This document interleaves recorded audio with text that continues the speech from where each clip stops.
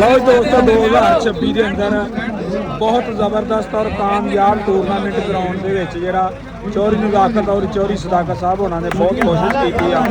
और चौरी सदाकत साहब जो यूके तो आए हैं स्पैशल टूरनामेंट वास्ते और इसी आगरो वाले वालों सूसी मान सम्मान किया जा रहा जी मुकम्मल हो गया जी फाइनल मुकाबला भी हो गया जी और बहुत कामयाब इवेंट रहा वा असी चौरी सदाकत साहब को एप्रीशिएट करते हैं कि उन्होंने बहुत अच्छा इवेंट कराया और जी सब तो मज़ेदार की गल आ किसी ट्रैक्टर को खेडन तो बगैर नहीं जान दिता और हर ट्रैक्टर के नाल तावन किया इन्होंने और किसी बंदे नूं नाराज़ करके नहीं भेजा जेड़े ट्रैक्टर ने जिदा गया वा उन्होंने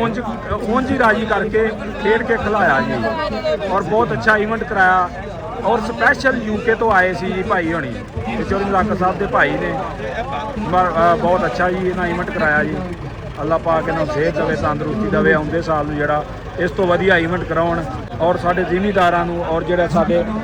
नाल दी बाकी वाम आ साडी फील्ड दी उन्होंने देखण वास्ते एक जिहड़ा इंजॉय बहुत अच्छा मिलेगा जी।